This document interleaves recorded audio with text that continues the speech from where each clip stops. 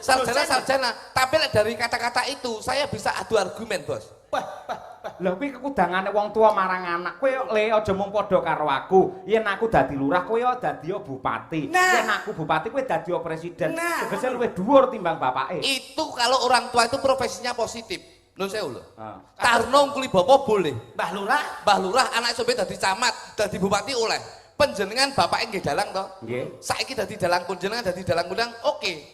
Tarno ngkuli bapa. Tapi kita lihat dunia itu paradok. Wah, ngomong serius kok. Aku ki serius iku lho serius. Dadi kata-kata niku, Bos. Nun sewu. Tarno ngkuli bapa, itu lek profesine wong tuane itu positif. Nun sewu. Dunia itu paradok, enek sing apik, enek sing ala. Yen wong tuane nun sewu, yen wong tuane iki nyambut gawe maling umpama. Napa jenengan badhe ngendikan Tarno ngkuli bapa? Yo aja to.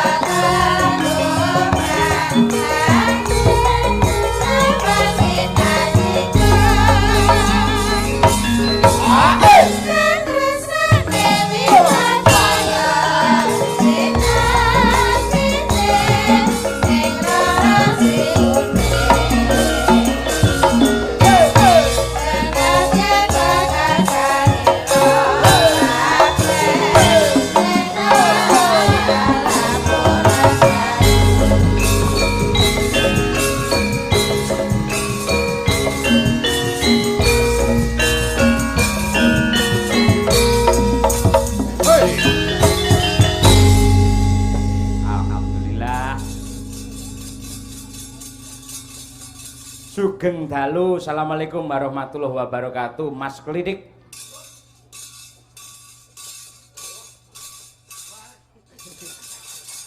Bisa apa ora? Saged. Nggih, biasane iki bintang tamu nggo mic dhewe kok nyilih. Pangapunten, kadol. Kadol. Larise kaya ngono iso kadol. Kadol dijolke sing apik ning dereng dugi. Oh. Limited edition saking luar negeri. Mereke napa? Sennheiser. Nun? Lah, panjenengan mboten pirsa. Ora apa mereke? Sennheiser. Sennheiser. Lah nggih. Oh, Sennheiser ora. Iwak Jawa kok, Mas. Oh iya. Alhamdulillah, waalaikumsalam warahmatullahi wabarakatuh, Mas Cahyo. Nggih. Alhamdulillah saderengipun kula panjenengan Gojek. Nggih. Langkung kula ngaturaken sugeng dalu. Nggih. Bekti kula kunjuk kagem beliau Bapak Lurah. Nggih, Pak Lukman. Sedaya warga masyarakat Bedi Kilen wonten Bungkal Ponorogo. Leres. Alhamdulillah wa syukurillah barokahullah. Dalu niki kula saged balik wonten ning desa piyambak. Tegese piye kuwi? Niki pun kaya dulur kok, Mas. Nggih. Saben-saben kula suwan mriki nggih teng Bedi kula mriki. Ngaten. Alhamdulillah. Nggih. Kula panjenengan saged makem pasareng pikantuk amanah mandat saking Mbah Lurah Lukman supados dalu niki nderek-nderek mujudaken syukur kersanipun Gusti Ingkang Maha Agung. Dalu niki Bapak Lurah Lukman niatipun ngentekke ragat pados nikmat kersanipun tebih saking laknat insyaallah sedaya pikantuk selamat donya akhirat. Amin ya rabbal alamin. Masya Allah Mas Cahyo. Pripun? Piyayi Ponorogo penyan pirsani. Nggih. Saya itu selalu di mana saya main, mulai dari Jawa Tengah, Jawa Timur, luar pulau, luar negeri. Ini yang menjadi catatan dan kebanggaan saya sebagai masyarakat Ponorogo. Sebabipun menapa? Tidak ada yang lebih hebat dari masyarakat Ponorogo. Yang selalu menanamkan duduk sama rendah, berdiri sama tinggi, gumolong nyawiji, guyub rukun kekompakanipun, menika saged dipun wastani masyarakat Ponorogo yang menanamkan persatuan dan kesatuan. Tepuk tangan untuk penonton Ponorogo luar biasa. Jenengane ibaratnya kaya kebo sapi mulih ning kandhane. Saestu mula mriki to. Nggih. Mula dalu niki kula sampun menyampaikan ke Pak Lurah. Nggih. Kula mboten sah dibayar Mbak Lurah. Mergo iki ya. Kok iki kok omah dhewe kok. Ning kula ken wehne niki. Nah. Mboten. Padha wae. Loh, nek sing dibayari niki senes kula, Mas. Ngoten. Lah pamane niku dibayar, kula sing mboten cocok. Lah sebabipun Niki wau jenengan minggah Iki. kalih Mas jenengan kula Leres, to. leres. Sing ngomongan lak mung kula kalih jenengan tok. Lah ini yang menjadi komunikasi. Lah nggih mongko wong sing omong ngeten iki biasane lak jer basuki mawa biya. Iki. Mergo kakean omong, kakean ngendika akeh bab-bab sing disampaikan akhirnya awake dhewe rezekine akeh. Leres alhamdulillah. Kok iso kok limpahne ning masmu ki piye? Saman kira ngerti pepatah. Apa? Saman tahu mireng mboten? Diam adalah emas. Diam adalah Emas. Lah terus? Emas ki regane larang mboten? larang. Lah iya, mlane kula menang regane larang. Apa awakmu yo emas? Rumah samu dapurmu yo gemuk emas lho. Lah iya emas sing digemuki. Ngoten niku mbok ngerteni wong dalu niki awake dhewe nderekke Mas Cahyo. Iya, iya, iya. Sowan ana piyayi mbedi kulon radi mriki sampean. Ya. Acaranya napa? Sunatan. Sunate sinten? Sunatane Pak Lukman. Loh.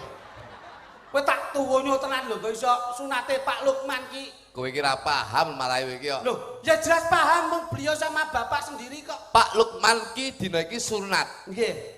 Mergo apa aku ngarani sunat? Sebabipun Sunat ki saka tembung syukur karo nadar. Masya Allah. Syukur marang Gusti Kang Arya Jagat Gusti Allah Subhanahu wa taala. Nadare apa mergo anake wis disunat, nadare begini nanggap wayang dan ternyata alhamdulillah malam hari ini bisa terlaksana. Dadi Mbah Lurah Lukman ki sunat ki syukur lan nadar. Syukure wis kala sembadan, nadare ya wis kasembadan. Masya Allah, jane ya iso omong ngeten ngoten lho. Nggih, bathok bolusi madu niku. Wah, lah niki bathok bolusi telek, Pak. Kok bentuke kaya ngeten kok iso. Ngene mboten? Leres. Dadi Pak Lukman ing dalem menika sunat, Pak. Masya Allah. Senajan to sing ditetak iki mung anake. Mas Hafid. Mas Hafid, Tetak ki apa? tetak ki saka tembung teki teko. Teko kadewasane, alhamdulillah dadi anak sing wis ditetak wis teko kadewasane. Masya Allah. Mbok dandanane rada bening rada apik, omongane melu apik Mas. Sing apik apane? Loh, Bening lambine to. klambi gundulmu bareng mbok wae klambi rupane malah kaya juragan ndok asin aku. Wis ketok cerah to kok iso. Cerah gundul. Bareng aku ning jeding iki lho. Nggih. Kowe lho klosete. Pripun? Rupane yo klambiku iki lho. Ayo disyukuri kok iso. Iya. Bangsane. Dadi tekan. Tekan wis tekan kadewasane Mas Hafid insyaallah dadi anak sing dewasa. Insyaallah anak sing dewasa iki besok bakal nyenengke wong tuwa kekarone, Pak. Alhamdulillah. Takipun apa? Tak akan sulit titenono anak lek wis iso nyenengne wong tuane, insyaallah hidupnya tidak akan sulit. Apa yang dicita-citakan insyaallah bakal diijabahi dening Gusti Allah Subhanahu wa taala. Masyaallah. Kuncine iki wong tuwa, Mas Cahyo. Nggih. Lho nggih lho. Mergo napa? Lho iya lho, Bos. Ini sebabe Mas. Wong tua ki lek mbok seneng nih, apa sing mbok sedya bakal kasembadan. Kuwi tenan apa ora? Lho iya. Wah, omonganmu koyo wong-wong tenan-tenano ae. Iki dienggo anak-anak saiki. Kadang-kadang bocah-bocah saiki orang ngerti basa surga di telapak kaki ibu. Nah, kuwi. Itu sudah dari dulu ada, Mas. Ngono lho. Lah iya. Dadi kudu mulyane nyeneng wong tua. mulyane wong tua, besok uripmu bakal luwih mulya. Niki lho, Betul, Mas. betul Niki lho. terus niku. Mulyake wong tua berarti luwih mulya. Iya. Bisa taruna lan iso ngungkuli bapa. Lah kuwi kata-kata sing salah. Lho. Piye to ki kok salah ki lho? Nek ndi-ndi ngendikane para sepuh ngono kuwi. Pripun? Sing jenenge taruna ngungkuli bapa tegese anake sing apik ya kudu iso ngluwi wong tuane. Kuwi kata-kata sing salah Mas Ayo. Loh. Kok tarno kuli bapak piye to sampean? Mas Cahyo ki sarjana lho. Sarjana, tapi lek dari kata-kata itu saya bisa adu argumen, Bos. Wah. Lah kuwi kekudangane wong tua marang anak. Kowe le aja mung padha karo aku. Yen aku dadi lurah, kowe dadi bupati. Nah. Yen aku bupati, kowe dadi presiden. Nah. Tegese luwih dhuwur timbang bapake. Itu kalau orang tua itu profesinya positif. Nun sewu lho. Ah. Tarno kuli bapak boleh. Mbah Lurah. Mbah Lurah anak sampe dadi camat, dadi bupati oleh. Panjenengan bapake nggih dalang to? Nggih. Saiki dadi dalang panjenengan dadi dalang kundang, oke. Tarno kuli Bapak, bapak. bener. Tapi kita lihat dunia itu paradok. Wah.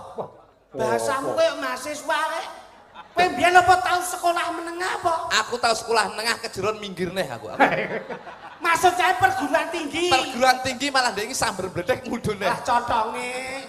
Wong ngomong serius kok Iki, iso. aku iki serius iku lho serius. Dadi kata-kata niku, Bos. Nggih. Nun sewu.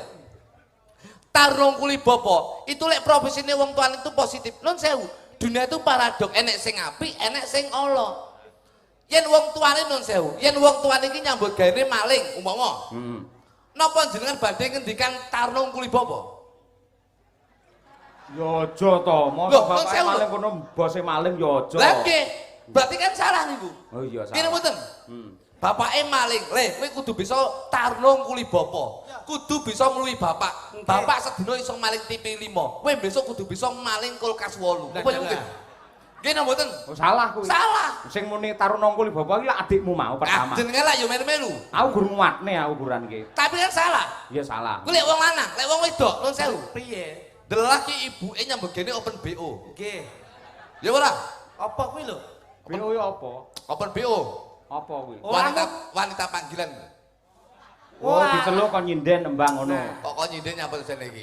Wis diceluk, ditanggap karo Pak Lukman nyinden. Cah nakal lho, cah nakal. Oh, kuwi berarti bocah ngelintis nakal. Oh, senengane gelut padha wedoke. Nukari. Oh, iya. Pekerja malam. Penyanyi dangdut. Penyanyi dari dasmu ya. Open BO. Lah iya. Begegek. Maksa dicekake ora. Lah ra jelas kok jenengan kok. Aja rusuh-rusuh to. Lho ora rusuh, tapi kan ora mudeng. Nggih, nggih. Umpama nyambegene mboke open BO anak wedok. Napa mungkin tarung kuli bapak? Nggih. Ya aja no. Lah nggih. Berarti kata-kata niku salah, Bos.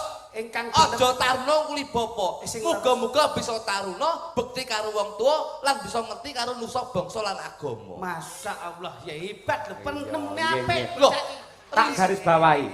Tegese padha karo dadi anak bisa mikul dhuwur mendem jero karo wong tuwa. Iki lho, Mas. Ngono kuwi, padha karo kuwi. Bapak kuwi tak pendem enek 6 meter metu neh kok, Pak.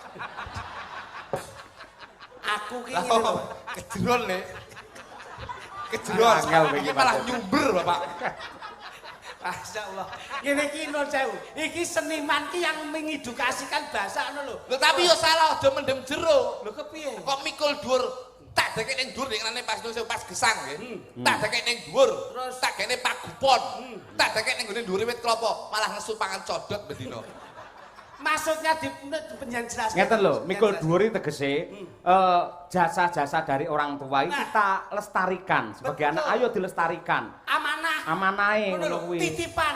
Mbah Ben- Lurah itu ah. punya titipan, punya amanah, piye leng gula wentah kang putra.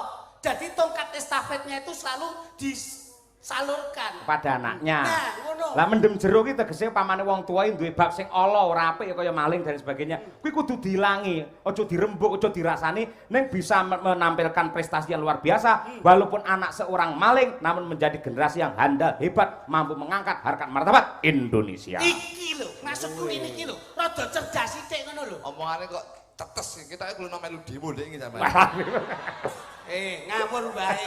Wong ki aja sok nyalahke lambe lho. Aja nyalahke lambe. Wong kuwi ajening diri gumantung saka lati. Mula saiki iki mulutmu harimaumu. Kuwi mbiyen. Lho, Mulutmu harimau ki mbiyen, tapi sekarang itu bukan mulutmu, lah napa? tapi jarimu itu adalah harimaumu. Lah kok saged? Kowe ngantek ngetik salah, nggih story kleru, kowe dipenjara kowe. Lho, memprovokasi. Memprovokasi. Ayo tukang infrastruktur ayo.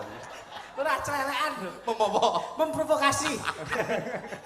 Iki mesti banyak kok, Mas. Iya, Aku ki serius, Mas. Mbah Lurah Lukman tuh kenapa memberikan satu sudut positif kepada Mas Cahyo? Mbah Lurah ki 3 periode. Nah, Bener aku yang ngerti. Tidak ada rival, tidak ada lawan. betul. Karena tandingane. Ini bisa dinamakan bahwasanya Mbah Lurah ini menjadi pejabat yang dekat dengan masyarakat. Akhirnya masyarakat memilih pejabat yang hebat seperti Mbah Lukman menika. Ini Betul. loh, Mas. Lho Iki lho. niki, contoh lho Pak.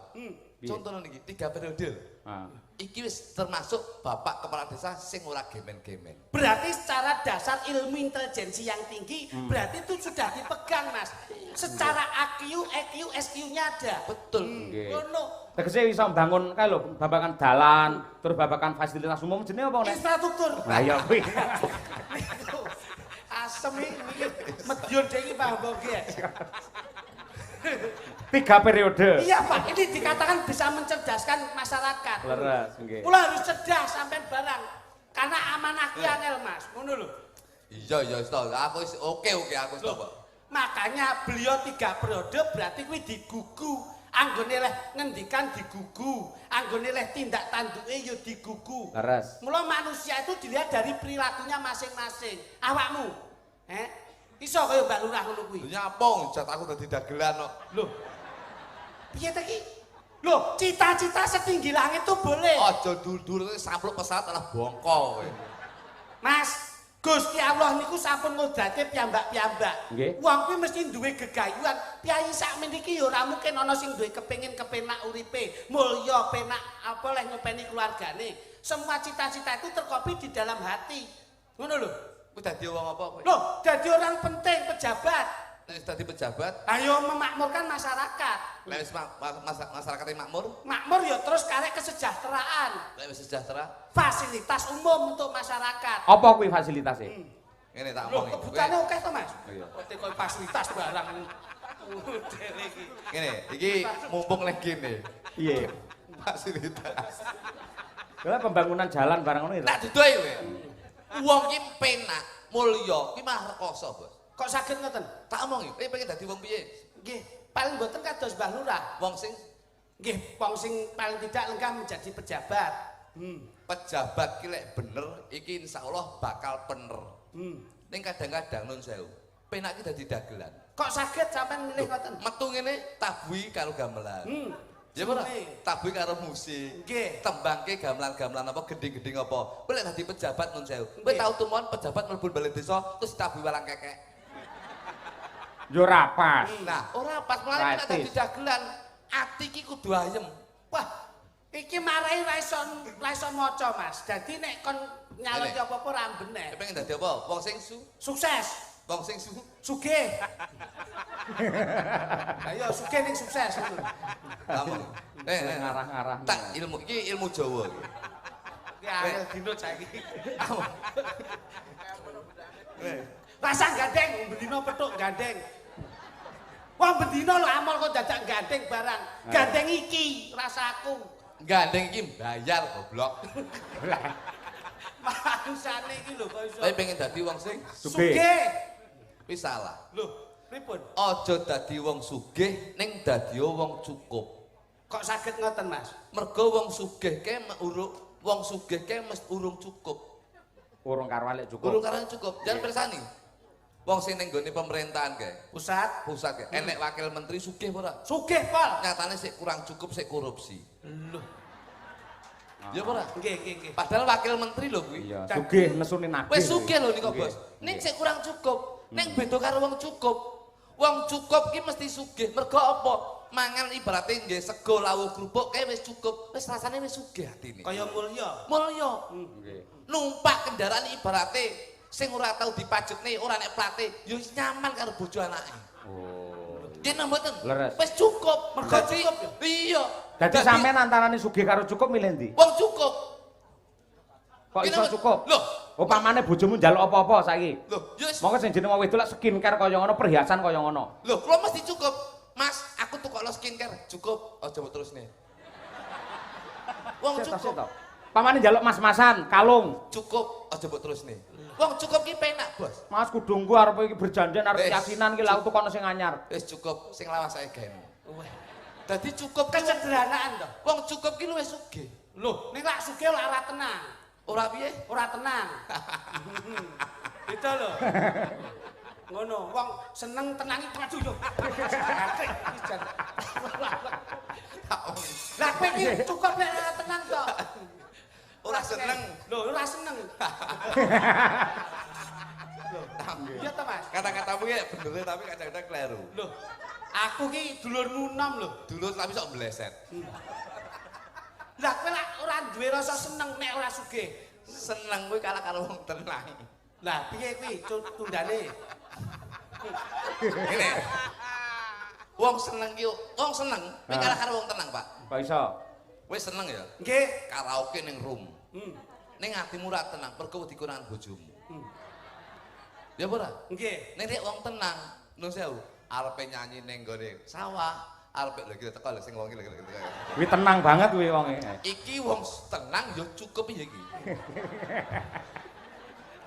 Dek nek kesusul ari-arine ngono kuwi. Seneng dek. Iya. Wong tenang ki aman lho, Bos. Urip tenang ki ya mesti seneng. Nek wong seneng urip mesti tenang. Nun sewu. Lho iya. Kena lagi. Bener ya. Ya ora? Berarti kudu dasare Loh, iya. Tenang, apik. Nggih. Jenengan? Jenengan Nggih. seneng Seneng. karo bojo Mbak Kesi seneng. Lu seneng Tresno banget. kemana-kemana diajak. Aku wis 16 tahun ya Bekasi omah-omah lho kuwi. Berarti Delok kas pernikahan perak. Oh. 25 tahun. perak mbok bakane aku karo bojoku wis meh pernikahan seng iki. Malah neyeng gilani ora. Malah ora enek pernikahan seng perak Mas ngono. Perak 20 tahun. Kulo niku 15 tahun seng. Nggih. Jalan karo Mbak Kesi seneng? Tresno. Seneng. Sebabnya apa kok seneng? Ayu. Ayu. Sebabnya apa kok seneng pisan Kas? Ayu. Ayu. Sampan rene mau numpak napa? Ya numpak mobil. Seneng karo mobile. Ya seneng halus penak tumpakane. Karo omahmu seneng jenengan omahe jenengan? Seneng. Mergo Apik gede. Bocah ki sing ditekoki Renono kok ngurusi bondone wong ki ngapa ta kowe? Bene, kowe menengo, kowe kowe menengo. Aku tak tekon gawang bleset saiki kowe. Karo aku ayo. Kowe nyapa guyu? Lah wong dhek duwe lambe ya bekne guyu kok iso. Wah, sane. Piye? Kok sinden guyu mbok sik terus iki sik. Mergo ki ditinggal guyu dhek apalane lali tekan dino lali.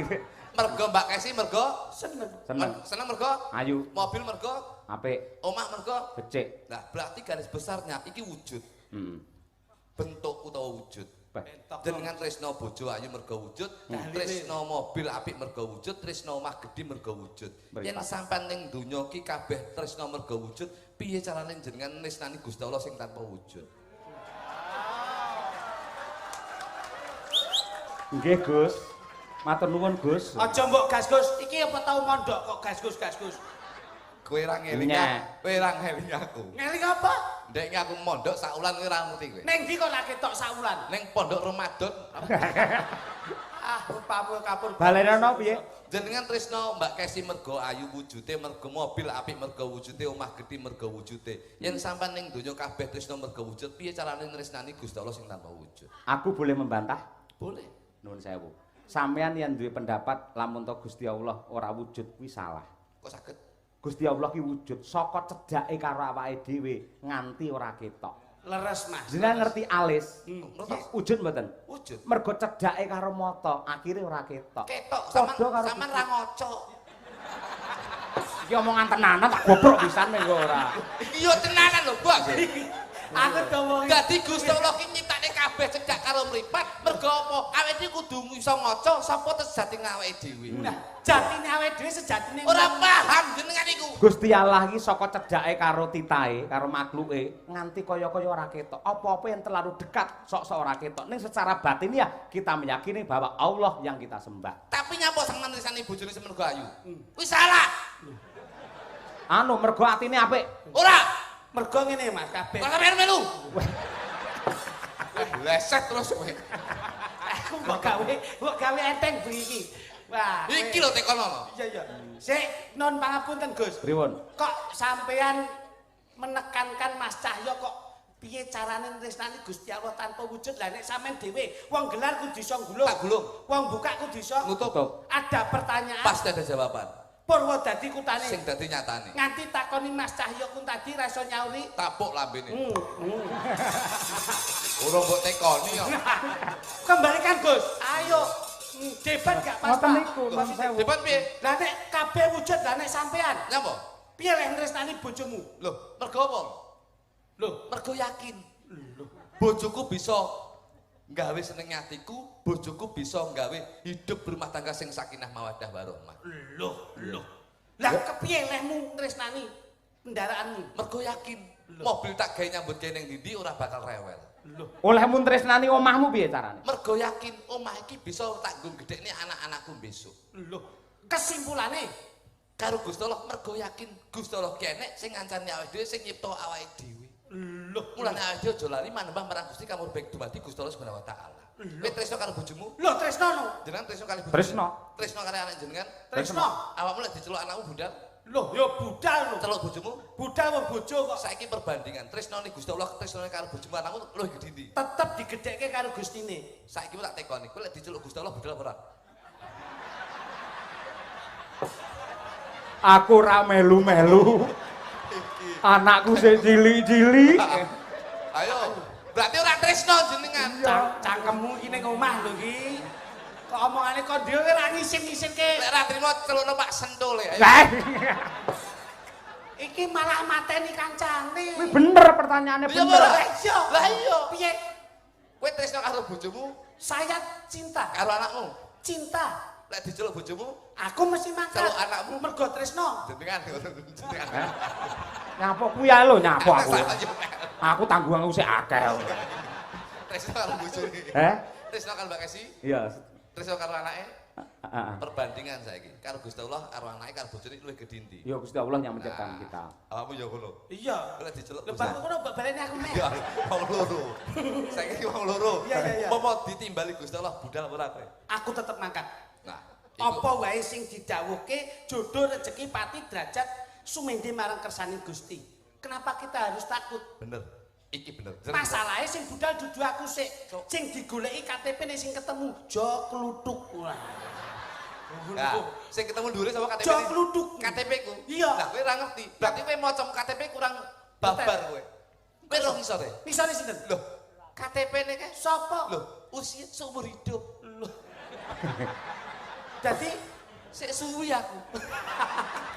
mosok wong KTP seumur hidup diketokke iki lho. Wis to pamane nun sewu ngene kabeh kan nglakoni. Leres. Nggih to. Anu aja nggih banyu lari kok. Lah sing dhisik awakmu no ora ayo. Kriki kebake agama Nggih, Mas. Pak. Leres. Mula saya yakin secara Nah. akhlakul karimah, Nah. secara jasadiah, secara kolbiah, Betul. ini insya Allah tertanam dengan masyarakat Bedi Kulon. Mulane Ponorogo menika saged dipun wastani hidup dengan budaya, Akan indah, hidup dengan agama, akan terarah, hidup dengan ilmu, akan lebih mudah, hidup dengan olahraga, akan bergairah. Menika lho. Hidup dengan selingkuh kakean pola. Nah, ya. Nah. Pas to. Entek-entekane kuwi to. Betul. Infrastrukture lah kuwi ya. Nggih niku. Gak kena ngomong-ngomong nyenget. Bangsane. Kesanipun gathuk. Leres. Dalu niki lak memang mengkolaborasi antar panjenengan kalian kula. Nggih, Antar kota dalam provinsi menika pancen. Kuwi bis kuwi ngawur. Piyai Ponorogo niku jemenaki Mas. Nggih. Teng gene dagelan nggih seneng Lakon teng seneng. lakon ngematke teng gending nggih gatekke. Leres. Mula lumaku ning pagelaran panjenengan kula namung nempel wedal panjenengan kemawon. Siap. Nggih, nggih. Siap. Bener, Pak. Pun. Niki kula maos layang nggih. Siap. Aja, aja. Anu, dipun rencani panjenengan. Monggo, monggo, monggo. Bener panjenengan. Nggih. Pundi? Nggih. Nun sewu. Rene, Mas Luduk. Nggih. Kancana, Niki gandeng enten layang Nggih, nggih. nggih. Tak macane. Aduh, menika kleru Pak Kas. Lah piye? Sing pripun jalan? Iki enek layang to. Nggih. Saking Setrusna Budaya, tak macane. Lentu Pak Cahya menika. Sing bener piye? Tak wacane. Iya. Nggih. Jenengan iki sik lentu Pak. Jenengan niku kula benerne malah diwene kula pripun jenengan Mas Cahya. Lah jare arep apa? Kowe manut to dalang kok. Dalang ki makrifat lho. Iya ya. Iki lak kaya sing ngendikane adimu mau lho. Nggih. Ponorogo ki lakon ya Lakon. seneng, Nggih, nggih. lagon ya seneng, Nggih. guyon ya seneng. Nggih. Gandeng ana layang, Nggih. nggih to. Sampeyan meneng dhisik iki tak macane ngono lho. Pripun Pak Cahya? Tak macane. Lentu Mas Cahya. Sing bener Tak wacane. nyoh nyogur maca rayaan nyapa lho. Nyoh. Lah iya wong piyai ki ora medhit kok iso. Wacane, tak wacane. Ayo. Lah saiki aku takok, gandeng layange wis. Tenang.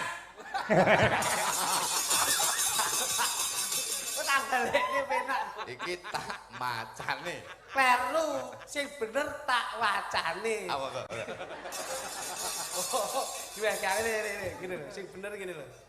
Sing bener nyogowenen. Lah ngono lho. Lah karepe Mas Cahyo iki macane piye? Ngono lho, angel ora basa. Ora kok macane unine iki lho. Tulisane maksudnya. Nah, Ah nyawa celul dhewe. Ora ki awakmu kaya nggih. ngono. Kok sapa to? Kok sapa iki? Kok sapa? Iya jan iki. Lek saka piyai sapa asmane sponsor Jan sapa? pripun? Saka Heh? sapa? Lek saka sapa? Saka jenengan lho. Kok iso? Lah kok kulur ini beri Oh iya. Assalamualaikum Pak Dalang. Nggih. Sumdalu Pak Dalang Ki Cahya Kuntadi kula nyuwun gubuk asmara. Nek Nggih. maca karo ndingklunya mbok ngene dadak ngene. Nah. Keduren ngene lho. Nah. Gubuk asmara lajengaken jaranan ingkang ngayahi Mbak Winong Nawangsih saking kula Mbah Kademin Jepit etan. Jepit kok jepit yo. Jepit etan lapangan. Matur nuwun wae, jepit etan lapangan. Mbak Oh, Kademin jepit ini, etan Mbak. lapangan. Mbak Kademin. Layakno digambari lapangan barang. Loh, lan ndi to Mas? Oh, wis dikerok sukete. Tunggal minggok kuwi tunggale ya. Suket to dikerok. Aku kene-kene bojoku. Alising lho Pak, alising lho. Tukung-tukung Winong Nawangse berdiri coba kaya apa? Iya, Duk. Yo. Iki lho bocahe.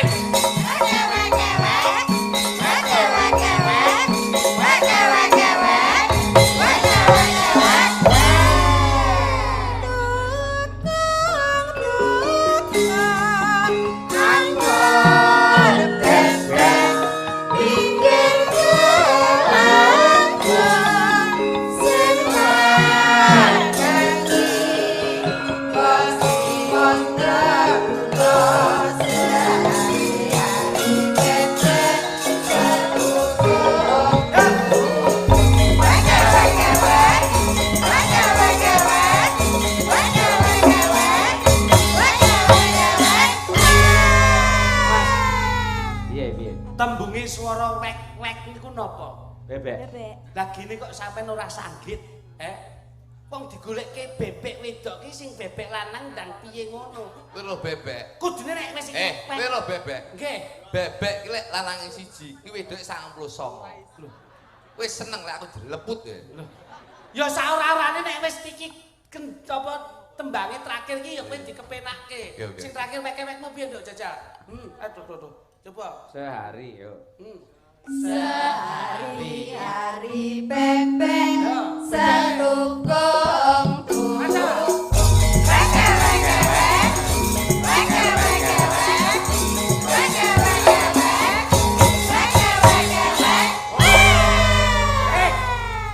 Sing wedok iki wek. Kowe iki ndang wek ngene. Wek. Bebek lanang ndang wek.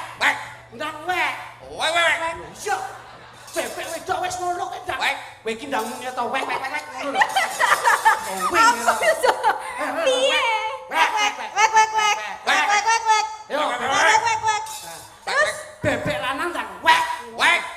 Mancik. Terus Udul wis kewer. kok kewer yo. ngerti setelane aku. Sepelan itu dagal lho sepelan. Lah iya ndak ngerti makane aku ndak mudeng. Lah yo kowe iki wek ngene to. Iya wis iya. Aku mangkring. Iya wis. Terus wek. Ora ngerti karepe wong wedok kuwi ra usah maido ya nduk ya. Iya. Kowe kepenak ndi karo kene? Derek. Penak ya. Oh derek kowe berarti kowe manutan kowe sak itu. Iya, emang. Kowe pilih kono aku. Derek. Sing Sik nek derek. sing ndek prinsip ngono lho. Kono Pak aku. Anu. Kowe lek ra ndek prinsip tabuki lho kowe. Pilih sing wong loro. Oh, berarti penak. Wong loro, Mas. Terus Berarti ditugel. Trel. Separuh menengah ke atas bagiamu Mas Duduk. Terus separuh menengah ke bawah Mas Litik. Mosok Masmu enggak bae klongsane bekecot. Ngapa iki konser bekecot iki? Ayo jere, tembangmu apa, Dok? Bekecoti maksudnya apa sih? Bekecot barang. Apa sih? Tak tuwonyo tenan. Apa lo? Hewan seafood. Seafood Jawa. Siput. kalau ndolek enek nang warung tulisane 0202 iki gese bekecot. Nah, lek 02 kae tumbasan kae bekecot. Lek 01 coba tuku kae. Apa? Kenapa? Mayit. Wong wirang. Iki nek bekas mana, Nduk? Bekas mana? Bekas moro. Bawa. Ya karo bawa. Ya, bawa. Yang bawa siapa? Ayo karo sampeyan kene piye kene iki. Yung budaya iki. Ya kene. Ayo. Nyingkar nyingkur.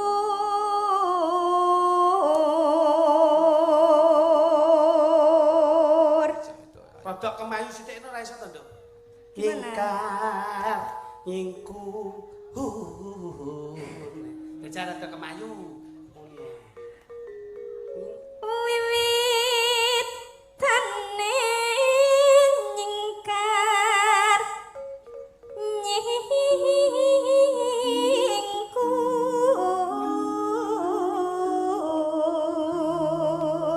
Enggak wangun aku. Yang wangun itu Mbak Tuh. Pancen sampean ki wong wedok sing anyep, sing adem. Ora kaken polah. Tenang. Lugu. Lugu. Iya. Uro kok. Kowe iki bocah ki anggere ngomong guyu. Enggak, maksudnya wong wedok sing anget iki sing piye? Aku tuh Anyep. bingung. Anyep kowe kita ayu kopon. Anyep kok anyep. Jadi kamu itu pasif. Oh pasif, iya emang aku tuh ceweknya gengsian. Gengsian aku tuh, jadi harus cowok yang ngejar-ngejar aku nggak mau Oh, kalau. berarti kamu tipe wanita yang jinak-jinak merpati. Gimana itu? Cedeking Pokoknya- adon, Oh cedeking betul, adon. kayak gitu aku iya kayak Kau nek gitu. gon peteng dekem berarti kamu itu jinak. Dekem nelai cengelmu kuwi. Oh iso. Iki sing diarani wanita mutahharam. Gon Apa bojoku tuh? malah wanita mutoh-mutoh. Lah kuwi kuareken lah kuwi ora. Ya. Lingsam yen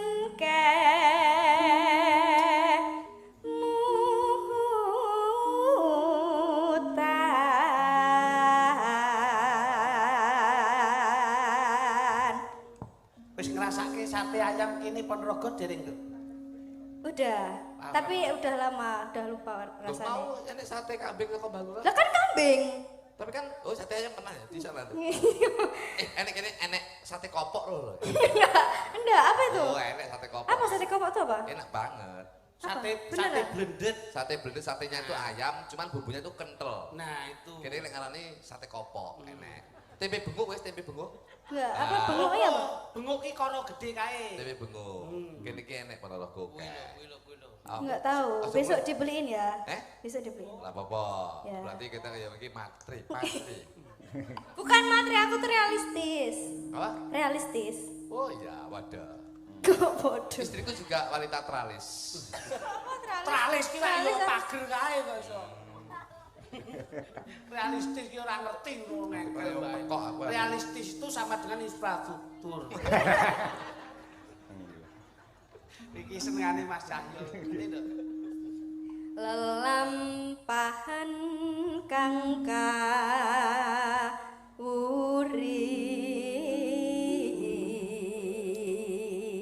kawuri. Besok bojomu yo kayak selendang ini gitu, dadi sinden apik. Selendang trimo sampir netok ngene. Meriayi. Bojo ki lho yang meriayi. Selendang dek tak tukang selendang iki done nek 7 meter. Lho, Ngantek kene blebet nek kene stres, ngantek kemripate bareng tak foto kayak mumi deh. Malah mumi. Wi. Terus? Terus Tresno tulus nadyan nengku bekas mara.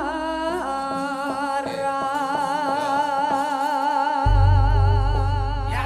Wes ta. Gebuk asmon. Oke. Ya. Oke, monggo diaturake. Yuk, dados. Yen liwat aku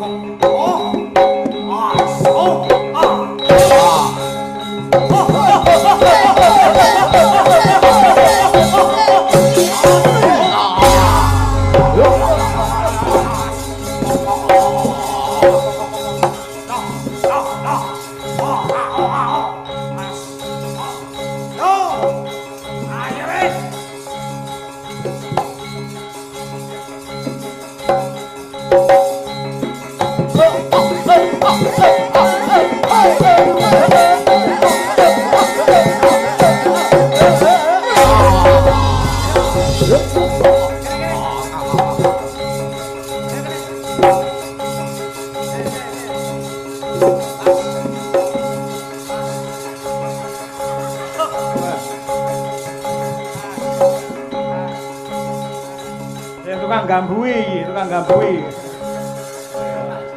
Ben waras, ben waras.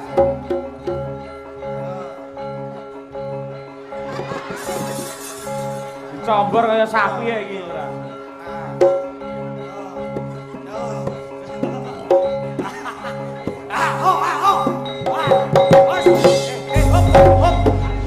Matane kuali lho.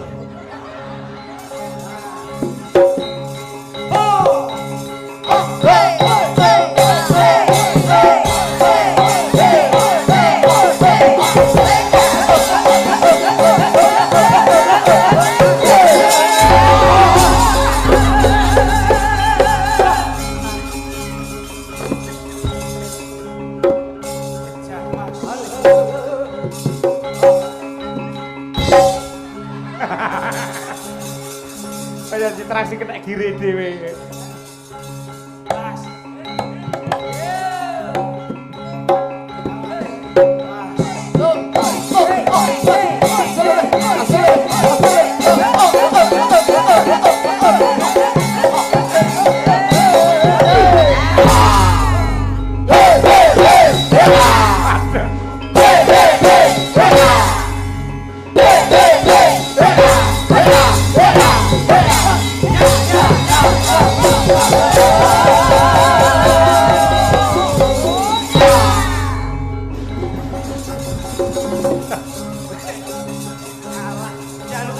Takut kan kowe.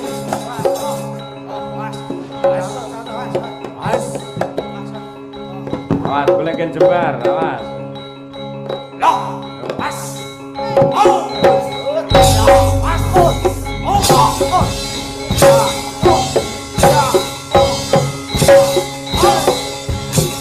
Tepuk tangan, luar biasa. Oh, ini talenta ini. Bapak-bapak, ibu-ibu, sae napa sae? Sae napa sae? Malih napa sampun? Malih. Malih, Mas. Keterima Mas Kluthuk kowe, ayo.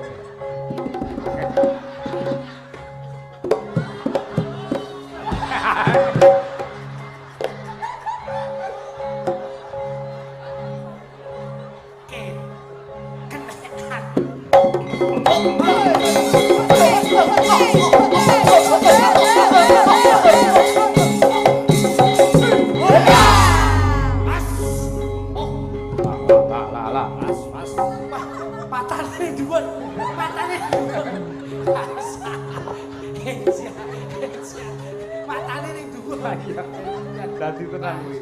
Oh, Mas. Ayo le, awas, awas. Awas. Oke. Oh. Iya.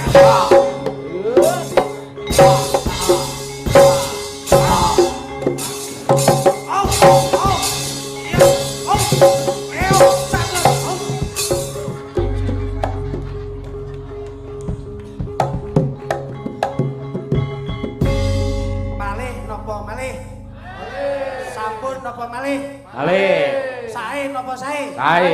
Sae napa sae? Sae. Monggo gek dibudalke. Kok neh ki lho. Pun. Lho. Lah kok wis mari dhewe kowe? Wis. Lho, kudune sing neh kok iso. Mari. Lho, gak neh to? Wis. Wah, mripate mlili neh, Mas. Mripate mlili neh. Mlili matamu. Mlili iku ora perkon dadi. Lah ngopo? Kena ambune sarung iki lho. Sane. Lah sarunge sapa kuwi? Pak Dene lho. Mbok diombah to, Dede. Hei, kowe iki Mosok sarung diampili kok iso. Sarung ambune damel. Ngono kuwi kena royalti lho, ngawur ae. Suri, Dek. Lho, kowe lho. Suri. Ngono nyilih mangsang. Mas Kluthuk, jenengan lak ngampil sarunge Pak Din niku to? Nggih. Monggo nggih golek dhuwit jenengan to? Nggih. Akhire entuk dhuwit mboten? Oleh. Lah kudune ra ketang pira diparingi. Nah. Tondo tresno. Barokah iki enek. Nek kuwi. Ndun, Sarung sabdane aja nganti wurung tegese nek iya ya iya yen ora ya ora. gara-gara sarung lho, lehmu joget barongan ya apik. Lehmu joget apa kuwi jaranan ya apik. Nek rumangsamu ngene iki mlebu TV, cara dituntut, wah kuwi sarungku kena undang-undang kowe. Royalti kowe ngawur ae. Mergo sarunge Pak Dik kuwi bukan hak milik. Kowe iki menteleng maklar tok menteleng lho ya. Loh, aku lak yo ngewangi Pak Dik to, kuwi melu teles ngono kuwi jere. Mangsamu. Oh, pirang persene yo diwehi. Sarunge nganti mambu ngono iki mergo ya sing kagungan kan gur kuwi. Nah, lek jenengan paringi dhuwit terus nggih tumbas sarung meneh. Wah, jenengan ganjarane luar biasa Mas Kluthuk. ora mesake. Sat. Ya. Dek, anu regane sarunge 100 cukup 100. 100 cukup nggih. Lho mboten cekam no biasane sak rong 200 wis ngapiki. Atlas kayak cap mangga gak ada jajah duduk ya. Sesuk aja tuku atlas, tuku globe. 100 ya, Dek nggih. Susuk nggih. Susuk selawe ya, Dek ya. Matane. Apa ya arepe sangu nyusuki slawe kok iso mangsane iki lho. Sing penting awakmu ki niat ngono. Kulo makrofin sedekah, niatmu sedekah. Ngono. Ki ana nawala Mas, Mas. Nggih. Nuwun sewu, menika benyan waos mawon. Nggih. Pamit. Wah, iki. Oh, jamu. Alhamdulillah. Kan balik ning Gontor. Nggih. Anu teng Ngabar. Ngabar Nggih. Gontor. Nggih. Alhamdulillah. Wis. Soleh. Nggih. Nyun pangestu Bapak Ibu nggih. Anak kula Brahma nggenipun nyantri wonten ing Ngabar, mugi-mugi dados lare ingkang soleh. Nggih. Kok maring ini susul anu anakku Mas. Nggih, teng pondok. Tak keki ngabar. Alhamdulillah. Pondok pesantren. Anak iki ning pondok wis enek rong dina iki rong dijikuk. Teng pondok bersalin. Iki perlu tak bayar. Nggih. Sampun dipun waos to, Pak? Lah niki gur jenenge sinden niku? Oh, niki lho, enten jamu niki lho. Oh, jamu. Oh, jamu. Untuk Pak Taslim. Birgita, terus Jo Klitik, Jo Klutuk, Pak Heru dan lain-lain. Alhamdulillah. Jamu-jamu wis kono tunjuk Jamu. Jamu napa Mas Klutuk? Menika Jamu napa? Tolak marah sidoske to. jamu sorengat. Lho, Apa kuwi? jamu sorengat ki apa? Diombe isuk jengat menika. Oh, jengat semangate, Pak. Oh iya, Nggih, nggih. berkibar semangatnya. Oke, siap. Wirasora. Tembahipun napa ingkang dipun kersakaken? Menika sekedap, nggih. Nun sewu saking panitia kegiatan tasakuran keluarga Bapak Lukman, nggih. Ngaturaken panuwun atas kerawuhanipun Bapak Bupati Ponorogo Pak Sugiri nalika siang wau, Kang Giri, nggih. Ugi dumateng Ibu Hajah Siti Mukiyarti MAG, anggota Komisi E DPRD Jatim. Betul. Bapak Siswandi, anggota DPRD Ponorogo, fraksi Partai PDI Perjuangan. Lan ugi Bapak Wasis Camat Kecamatan Bungkal. Kata sangat para wakil-wakil rakyat dalam menika ingkang lenggah, Mas. Nggih, leres. Insyaallah Nggih. para pejabat-pejabat ingkang kawugan Nggih. yang berangkat dari masyarakat Nggih. diusung untuk menjadi masyarakat, kita harus dikembalikan kepada masyarakat. Nggih, nggih. Lan ugi menika saking penulis buku sejarah desa, Ya. nggih. Atas nama Pak Gondo Puspito, dia Iza, ugi Mas Vicky lan Sanggar Sarotama Ponorogo ngaturaken mangayu bagya walimatul khitan wilujeng kagem Mbah Lurah Lukman nyuwun lagu Kusuma Wijaya, nggih. Dari panitia tasakuran keluarga Pak Lukman, nggih. Nggih, lajeng nyuwun dumateng panjenenganipun Ibu Mugiyarti Dewan Provinsi Jatim, Bapak Siswandi saking PDI Ponorogo, ugi Bapak Lurah Lukman menika kasuwun napa niki? Jenengi minggah wonten pepanggungan. Oh, mewakili. Nggih. Siap. nggih. Lalu Ibu menika bapak-bapak dari jajaran TNI Polri lenggah, Mas. matur nuwun, nggih, sembah nuwun sanget, nggih. Monggo dumateng Ibu Mugiyarti kalian Bapak Siswandi, Pak Lukman, Pak Lurah, monggo menika wonten dawuh, wonten amanah supados panjenengan tetiga tindak wonten ing pepanggungan. Siap. Mami wonten rekan ingkang penggalipun Bapak Lurah Nggih. dipun atur tindak nggih. Nggih, Siap. nggih. Monggo Mas. Kanca-kanca. Yun kami gatosanipun Mbak Lurah, monggo. Nggih, menika amanah, nggih. Monggo Bu Giarti. Monggo Mbah Lurah. Monggo mriki kula emosi. Sasarane wis ngenteni. Mbah Lurah aturan Ibu Mugiyarti, Ibu Dewan aturan mriki masyarakat pun ngentosi Pak Siswandi saka Pak Lukman.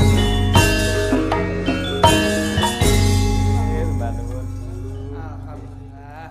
Monggo mikipun dipun asta. Sebentar. Kowe kok sosnya ya turun ning kene kok iso. Saya mendek. Nggih. Menika kalian Ibu Mugiyarti nggih. Nggih, nika saking Trenggalek, Mas. Oh, nggih. Alhamdulillah, nika Mbah Lurah, Pak Diwan. Nggih, Pak Sis. Nggih. Nggih. Betul. Niki sudah bulan tok, Pak. Nggih. Monggo paring dawuh Ibu, nggih. Monggo Bu. Ibu jan piantone cilik tapi gelange gedhi. Waduh. Mripatmu lho ya roh ae. Wong wedok ki senengane ya nggon-nggon ngono kuwi. Kowe niki jan pangapunten pancen Mas kula nggih sok ngeten niku Bu kladuk. Nggih, Gus. Pancenipun Kyai Putri nun pangapunten. Kebahagiaane wong wedok menika mawi dipun pundhutaken mas-masan ngeten nika. Nggih to Bu. Lho. Bojoku ora tau gelem tak tukane mas-masan. Lah nyapa? Njaluki bumbon.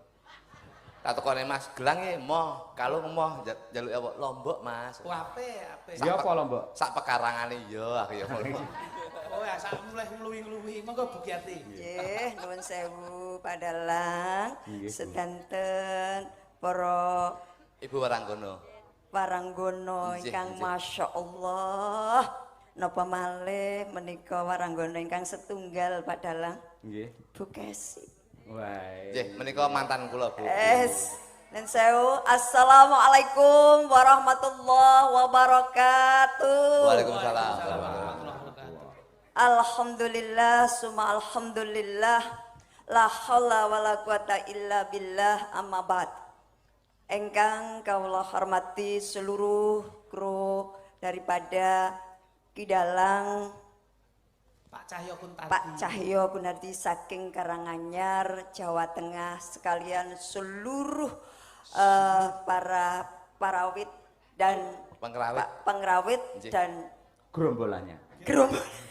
Rombongan seluruh Gus Jo Klitik dan Jo Lutuk. Lutuk. Nggih. Genang gabung nggih. Nggih, insyaallah lah niki wau sampun Wau inden. sampun jagongan Nggih, sampun Februari, Mbak. jagongan. Badhe nanggap malih. Nggih, badhe nanggap. Alhamdulillah.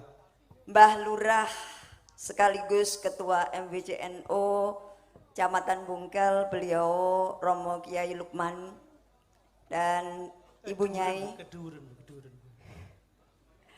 dan seluruh para pejabat yang ada di Kabupaten Ponorogo dan juga seluruh masyarakat yang begitu hebat. Alhamdulillah Ponorogo memang menjadi pioner. Tepuk Jawa tangan Timur. itu jelas dembek. Damai Bu, niki damai Bu. Dan beliau yang sangat kami banggakan ini adalah wakil rakyat yang ada di Kabupaten Ponorogo. Apunten Bu, Gus mikipun ampun ngeten Gus. Kersanipun Awet, mangke nggih, mboten ya, padha nggih. kalih kagungan panjenengan. Ji. Dateng kamera kak mboten saya katon. Nggih. Alhamdulillah beliau dan kami dari anggota Provinsi Jawa Timur DPRD, kami berangkat dari Partai Kebangkitan Bangsa. Kami diberi tugas di Komisi E DPRD Provinsi Jawa Timur yang kami siap mengemban aspirasi seluruh masyarakat khususnya Dapil 9 yang ada di Kabupaten Ponorogo, Magetan, Pacitan, Ngawi, dan tercinta di Trenggalek. Makanya kami mohon doa restu semoga dengan kebersamaan yang begitu hebat di Ponorogo ini akan menjadi salah satu contoh yang terbaik di Jawa Timur. Amin. Yang menjadikan Jawa Timur gemah ripah lojinawi, aman, tentrem, Amin, dan amin, amin. hebatnya seluruh masyarakat menjadi satu untuk membangun negara tercinta Republik Indonesia ini. Indonesia. Ngaten Mbah Dalang, Ya, semoga ya, saja hebat, semuanya bisa berkenan dan keamanan ketentraman dalam rangka membangun negeri tanpa keamanan dan tanpa kedamaian tidak akan berarti apapun. Amin.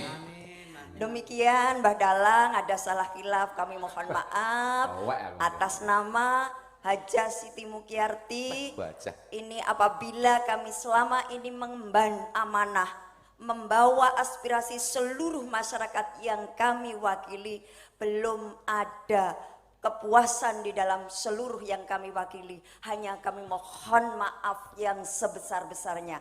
Insya Allah kami siap mengemban amanah dan kami siap untuk membawa dan memperjuangkan aspirasi dari seluruh Hebat, hebat. masyarakat ini. Demikian kami akhiri, wallahumma fiqil aqwami thoriq. Wassalamualaikum warahmatullahi wabarakatuh. Waalaikumsalam warahmatullahi wabarakatuh. Bu, cekak aos singkat padat dan berisi. Nggih. Alhamdulillah. Monggo Mbah Lukman. Monggo, Pak. Mbah Lukman. Mbah Yai, monggo. Pun kula mboten napa-napa. Pun anggap jenengan kula pun genep niki sedaya. Nggih. Dalangipun wonten, dagelanipun wonten, sing mirsani sampun kathah. Amin. Pun katon bayar di. Bu, jenengan katon Siap. nyawar nggih sedaya nggih. Siap. Pun niku mawon, Bu. Sing murang totok malah kritik niku wau lho Pak Oke, Lukman. Pun. Kita nanggap malih Bu ya. Nggih. Mula asmane Mbah Lukman. Terus? Yaine gampang diluk tur yo ora iman. Nggih. Terus Oh jenenge Mbah Lukman Bumugi Arti. Bumugi arti Artinya? mugi iki saka tembung mugi-mugi beliaunya ngasta dewan bisa mengemban amanah menjadi wakil rakyat. Amin. Arti itu sudah Arti saka tembung arti arto artone dari rakyat kembali untuk rakyat. Ya. Terus Tiki tidak akan mengingkari janji. Amin. Janji-janji beliau insya Allah akan diberikan seluruhnya untuk kesejahteraan warga masyarakat. Alhamdulillah, barokallah. Eh, Bapak Seswandi. Pak Seswandi. Pirang sasi terden iki. Jan wis ya ora. Wong lemu biasane manuke cilik. Ya, Den. ingon-ingon ning omah kae lho. Pak Ses ki nek teng warung kula jan wis tenan. Monggo Den, monggo Den. Mas Seswandi. Mangga Pak Sis. Monggo Mas Ses. Pak Seski Seswo, Iya, iya. anak didiknya itu Bun. banyak. Anu, kula mboten sah matur napa-napa. Wis Jelas. mboten sah, wis pun apa lho Mas. Loh, kalau jelas nih. Kula wau pun matur kalih Mas Purbo. Sir kula ki ajeng anu, napa lek ini kan dojo. Triojo. Niku Sir kula ajeng trijo ngono. Dadi jo klitik jo kutuk ngono sir kula arep dadi jo glodak ngoten Mas kula ki. Pak, Pun lek- nderek-nderek mangahi bagya Mas Dalang nggih. Nggih. Intinipun hajatipun Pak Lukman. Ngoten nggih. Nggih. Kula pun mboten sah matur kathah-kathah intinipun sukses Pak Lukman ingkang sampun ngawontenaken gelar inggih wayangan ngoten Nggih, mawon nggih, wayangan. Zaman basa kula nimbang tentu ngoten nggih. Niki nyanyi apa ora? Nyanyi. nyanyi lho. Nggih. Kowe nake pejabat Sik, apa sakit ya? mboten sah Derek, formal, Nggih. nyanyi. Anu Mas Jo, Nggih. Mas Jo ngoten mawon nggih. Nggih, no. Kula rada tatak nika munggah panggung. Sebabipun Den. Ngenten Pak Lukman dadi kula mengki wis bar nyanyi blunus ngoten mawon benean ngoten. Oh alah, tiba anu, Dadi titip. timbangane mengki rada viral niku jarane blunus ngoten Oh, mawon nggih, nggih. nggih, nggih. Nggih. Perahu layar. Siap, siap, siap. Nggih. Perahu layar, ndang nyanyi, ndang bubar ngoten mawon nggih. Nggih, nggih, buyar. Maksud kula ndang medun. Lah nyanyi Pak ndang Camat, Pak Kapolsek nyuwun pangapunten nggih kula ngajeng teng mriki. Sedaya mawon. Siap, siap. Monggo Mas Dalang. Aman, aman. Nggih. Nggih, perahu layar. Maka Masuk kula sing nyanyi Mas Dojo niki. Tuh, Monggo nggih. jenengan. Saged kula. Pun siap, Nggih. tetep dipun dawuhi iki. Ya. Nggih. Sik miku tak patenane Mas. Loh, lan apa, Mbak? Ora iso kok. Loh. Foto penjenengan sing penting derek ngel mawon. Foto. Jenengan niku klentu ora nek sing nyalahne mergo sing bayarin jenengan. Kok nganti nyeneni jenengan yo blek. Ora sing nyalahne. Bangsane. Pun monggo dados. Oke, siap Nggih, nggih. nggih. Siap, ya. Mangga Oke. perahu layar dados. Ye.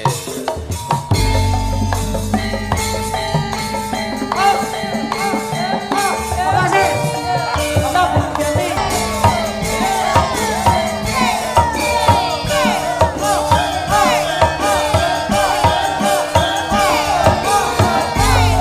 Salam Mbak Lurah. Bu Yati. Tepuk tangan Pun buat Pak matur Seswandi. suwun Mas Dalang nggih. Matur Matur suwun sedaya mawon Mas Jo, monggo. Sehat selalu Mas Nggih. Sis. Pun tak titipne Mbah Lukman niku. Nggih, Nggih, nggih, sembah nggih. nuwun, amanah. Alhamdulillah. Mas Sis. Makasih. Sembah nuwun Mbak Lurah, atresnanipun. Jan saestu Mas. Nggih to. Dadi kula niku kaya-kaya pripun leh bales budi niku nggih pekewuh. Sebabe. Lah pripun pun ditimbali kaya ngeten beliaunya nggih tasik kersa paring Nggih. tali asih. Oh Wah, nggih. ngacak. Nggih. Cah Leres cilik mateng lare alit-alit mawon. Nggih. Oh alah. Lah dagelan sing pun laris mboten sah, Mbah. Mboten sah. Mboten sah. Ning mboten kitang pripun Lah. yo Napa to balurah ngeten iki? Iki raya Mbah Lurah ki piyai sing lumpuh kok iso. Mbah Lurah napa to, Mbah Mbah? matur sembah nuwun barokallah. Bu Mugiati matur nuwun. Bugi Arti, guys. Masyaallah. So anake panjak dijak kabeh carane ngene. Bu, terima kasih sembah Mbah, nuwun. Bu, Matur nuwun. Budiwani, Budiwan. Nyapa to Budiwan? Dalem. Oh alah, lali. Piye? Lali sama iki. Nggih. Lali Mugi ya. Arti artine apa mau? Pemugati mugi-mugi panjang yuswa. Ah, Gi ar menika arta dipun sedakoken damel sedayanipun. Ti tenono yen dagelane ora diwehi dadi Wah, lah pengancaman ini nek Bapak kepolisian kok iso maksane Kena pasal ya, Pak. Boten nggih, namung guyon Guyon, kemawon. guyon. Ya, matur suwun Mugi-mugi banget. namung titip kemawon, mugi-mugi panjenengan saged mayungi masyarakat Amin. Jawa. Amin, amin, Amin. Amin. Doa restunipun. Amin nggih. Mangke Gus. Februari kepanggih nggih, Bu. Insyaallah. Amin, amin. Januari Oh, insyaallah. Januari amin amin. Eh. Mas Cahyo wayangan. Oh, Januari. Nggih, nanging YouTube jenengan disetel teng layar tancap Wah. niki. Bu, matur nuwun, sukses selalu, sukses selalu. Bantu nggih, Bu. Bu, makasih nggih. Awas ngetutne terus minggu. Sembah nur nggih, Bu. Ya. Ah, rupane kaya kotak amal iki. Ngusel ae kok iso. Nun sewu, Bu, nun sewu. Bu Giati, ali-aline dicek riyen. Biasane ditot ning ngeten kali dudut ali-ali ya bocah. Mangsane. Menika ugi wonten dawuh saking pepunden kula. Nggih, nggih. Bapak Mujito ingkang Nah. asta wonten ing Puspomat. Nggih. Ingkang rumiyin nggih nate nimbali kula sak Nggih, kanca. nggih. Aku berarti duduk kancamu lah ketok tok. Heh. Aku berarti duduk kancane. Dina dulurku malah Oh, kanca nggih, dulur. nggih. Sak kancan ya. Nderek mirsani saking Jakarta Kang Mas. Nggih, nggih, nggih. Salam kagem keluarga Bedi Kulon Kang Mas. Mara sepah nggih sak lere lapangan panjenengan pentas menika. Wah, Oh nggih. nggih. Lore lapangan kene Bedi Kulon. Nggih. Nggih. Ngerti, Pak? Pundi gambar? Heh? Gambare pundi? Wis dikerok. Ayo kok tekoki ora mungkin ana ning HP. Mangsane. Ngene. Iki uga anak wedok Ngoten, nggih. Mbak Nazwa niku Siap, lah. dalem milak saka Bancar Mbungkal Ngoten, ngoten. mriki. Pundi? Iki niku kuliah teng isi Surakarta Ini. Desan Karawitan. Mas Nggih. Nggih. Mangke tak aturi nembang lah nggih Nggih, cedakan nggih. damel kadonipun Mas Afid ingkang Nggih. dipun tetak. Nggih. Kusuma Wijaya ya, Nduk. Saged, Duk. Boleh, Nggih. boleh nanti. Oke, siap. Ya ben dikancani karo Mbak Birgita karo Mbak Dian Munasirah. Oke, Nggih. sip. Yo, enak. Derek, derek. Nggih. Ayo Mas, kene Mas, pelake Mas, coba Mas, ya Mas. Ya diaturake nggih. Cintaku sakanya-kanya kabeh karo kowe cah ayu sing pakeloban lantar mokan cetukan rase torkan ilale yen ora padha sarino ning siralia. Iki lho Nduk ana dawuh saka guru sampean nalika SD mbiyen. Sing ngersake jenengan nembang saking Bu sapa ki? Yauni. Bu Yauni. Bu Yauni. Nika ingkang ngajari kula maca pertama kali nggih panjenengane. Oh, nggih. Anakku yo ning isi, Mas. Nggih ta? Nggih. Isi Surakarta. Oh, nggih. Niki Jurusan sing- apa? Jurusan Kerawitan. Oh, nggih ta? Nggih, lintang Asmara. Tentang Anggasmara. lintang Jasmara ya ya. Mlebet niki Mas Klitik. Wah, aku dangu kok. Pun enten nek rong tahun iki pun DDO menan DDO. Deko dengkulmu kuwi kok iso. Angkatan kula Pak Yoyo. Ah, angkat iki. Nggih. Iki sing cilik kae wis tak warai budaya. Nika sing cilik dhewe nika Koja. Oh, budaya tegese ngapa? Joget? Boten. Dagel? Boten. Napa? Bahasa pun kula arahke budaya. Upamane? Alah, wong anak kula nek nyun pipis, kula seneni, Pak. Nek tamu aja ngisi-ngisi ayah terus nyun pipis ngono kuwi. Ya, adik mau nembang ngono. Oh, ben sopan ngono ya. Ben sopan. Oh, nggih. Dek wingi enten piyai saking Bluro niku teng griya. Nggih. Niku mulih kali kakake nggih ngoten. Nggih. Ya, adik mau nembang, ya kono karo mamahmu kono. Oh iya. Heeh. Alus. Tamu kula nu leh ngelem putrane tesih alit kok pun pinter nembang nggih ngeten niku. Kulinane ngeten niku aku. Berarti anakku sing mare anakmu. Lah ngopo? Aku ndek mulih ke Jombang lah kok isuk jam 2 yang nembang. Wis bengi. Tak sampluk ya yo. Lah ngopo? Tok panggil nembang ya. Enggak oleh iki sakit sing turu kok nembang kowe. Berbeki. Nggih berbeki. Nembang ya. Aku ngengkel to. Wis kalem-kalem ning kuping ayah kowe. Lah langsung ngatem tos. Lah ngono. Lah iki ra teko aku sing kok iso. Akhirnya kok lidahku diuyui. Ya pas. Wong Sirawi Tegalan. Salah paham gimana? Iki lho sing ora gaptek iki kuwi ya. Coba Dok, Bir. Asmamu sapa? Sing sapa niki? Najwa. Oke, siap. Diaturke Pepunden Agung saka Bedik Kulon coba. Nggih. Mangga yo Betul bawa, bertiga. Gus. Langsung mawon. Oke, siap. Yo diaturake mangga jajos.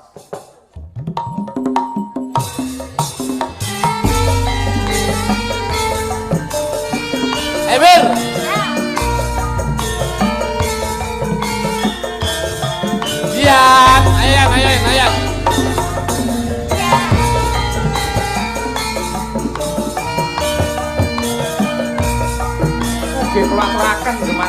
Bapak Ustaz Ibu Sada sampun jemput drama Kabar Wali Songo.